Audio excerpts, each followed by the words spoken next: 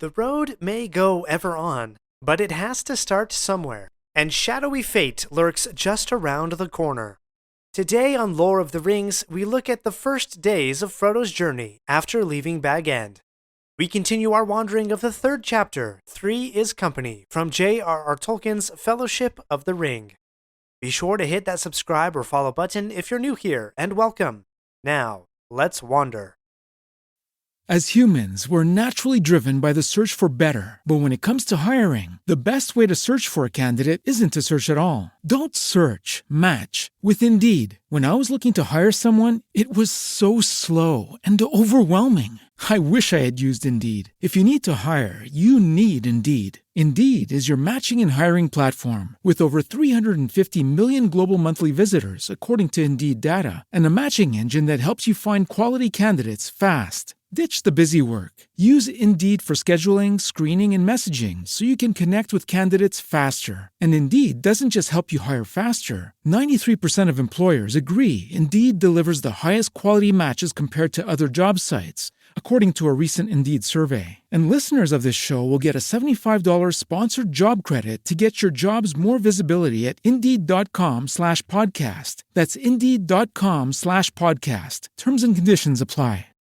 Why don't more infant formula companies use organic, grass-fed whole milk instead of skim?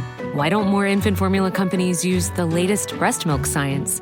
Why don't more infant formula companies run their own clinical trials? Why don't more infant formula companies use more of the proteins found in breast milk?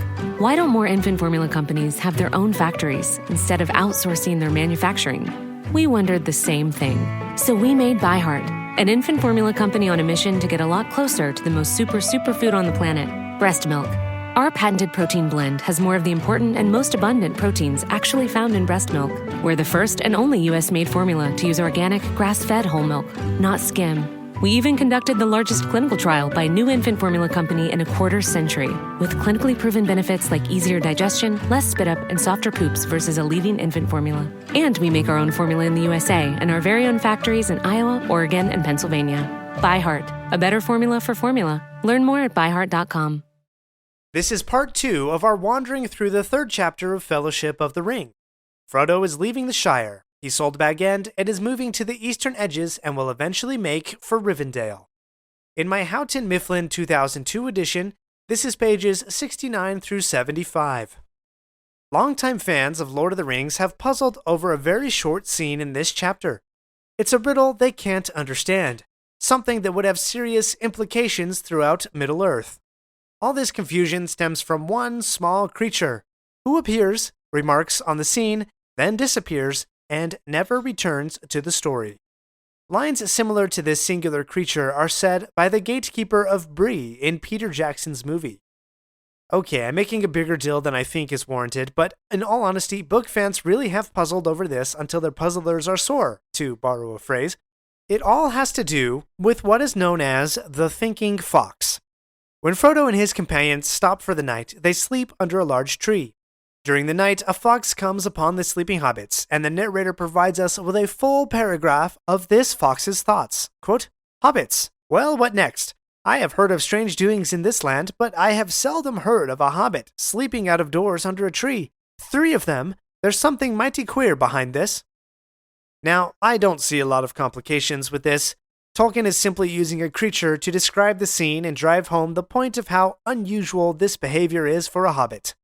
But for many years, and in many forums, Tolkien fans have been discussing the fox's ability to think and reason, and they get rather befuddled. Could all creatures in Middle-earth use logical reasoning the way this fox did? Do animals talk in Middle-earth? What is the level of sentience among the beasts and the birds? Tolkien wasn't a fan of talking animals in fairy stories. He wrote about that in his essay called On Fairy Stories. He felt that talking animals often broke the sense of enchantment. That said, he was willing to break that rule on limited occasions, like the eagles, the raven in The Hobbit, and Huan the Great Hound that helped Luthien in the First Age of Middle-earth. I'm not interested in such questions, but if you come across a really deep, die-hard Tolkien fan, ask them their opinion about the thinking fox, and you might be in for some conversation that's as amusing as Treebeard's stories. But in this reading, we also find some other interesting clues. Tolkien lays out the geography and mentions Frodo looking back at the water, water with a capital W.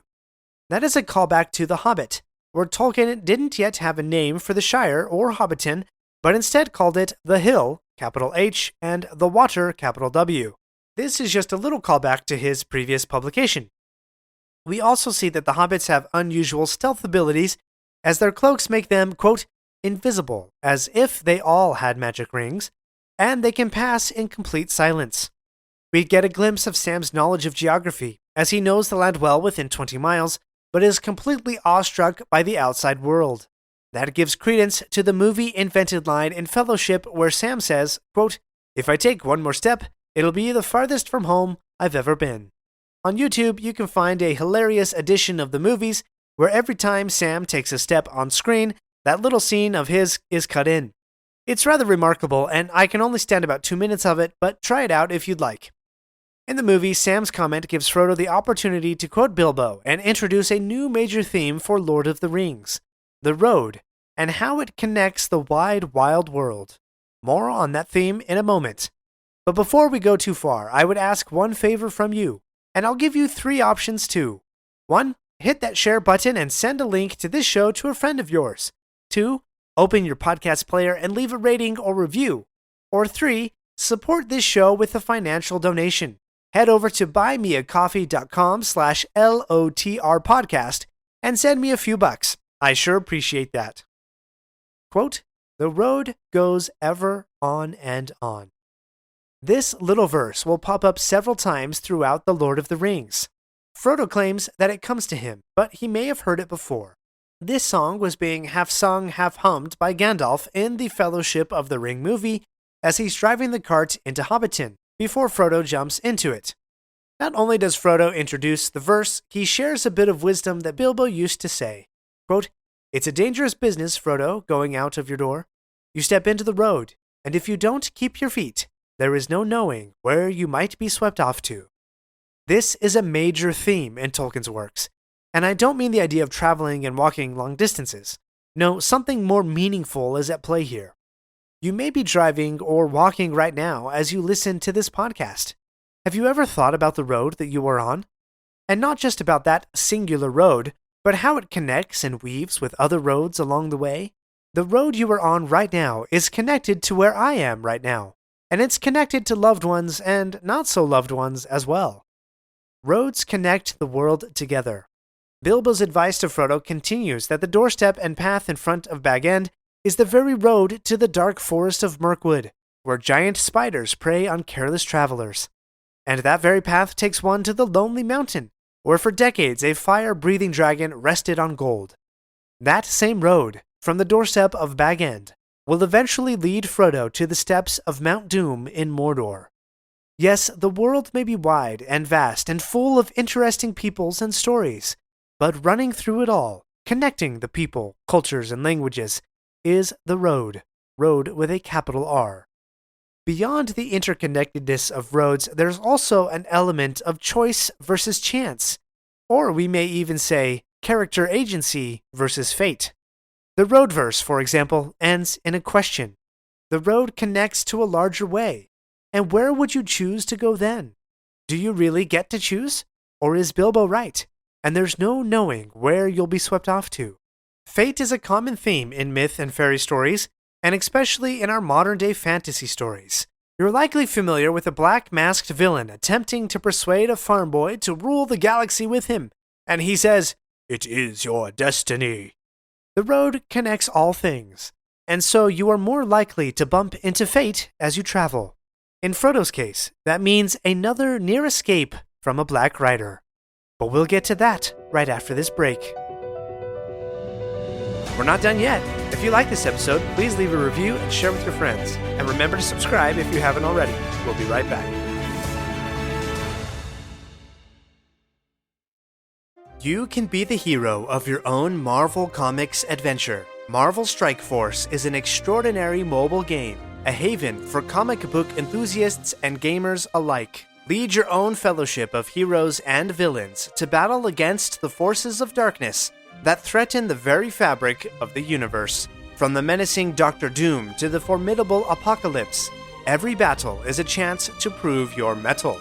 And right now, Marvel Strike Force is commemorating its 6-year anniversary. That means free rewards await those who heed the call and sign up today. With weekly events and bonuses, this anniversary celebration promises a treasure trove of special rewards. Rally your allies, sharpen your blades, and dive into the action of Marvel Strike Force today. Use code MAXPOOL to unlock free new treasures. That's code MAXPOOL, all one word, on the mobile game Marvel Strike Force. Now, back to wandering. While on the road, the hobbits hear but can't see a rider on a horse coming towards them. They decide to step off the road and hide.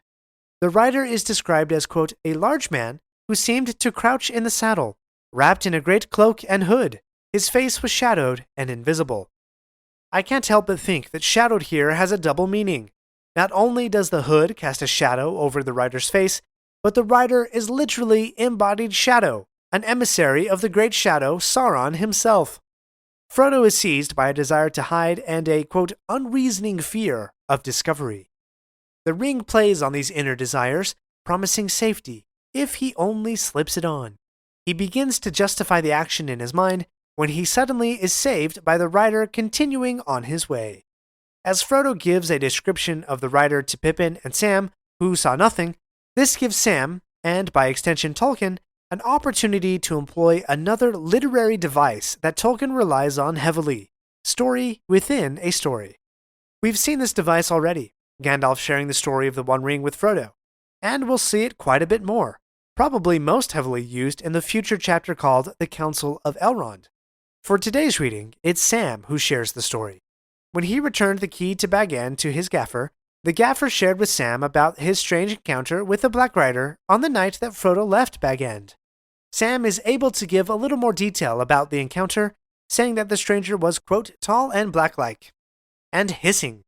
This description fits with what Frodo just experienced on the road. This extra bit of detail convinces the hobbits to move off the road. As we conclude today's episode, we've delved into the mysteries of Middle-earth, from enigmatic musings of the thinking fox to the profound themes woven into the story. Whether pondering the nature of sentient creatures or the symbolic significance of the road, Tolkien's world continues to captivate and inspire me. As you navigate your own journey, remember the words of Bilbo, and keep your feet while you're out on the road. Join me in the next episode, where Sam's wish to see elves will come true. Until next time, may your paths be clear and your adventures grand. Thank you for wandering Middle-earth with me today.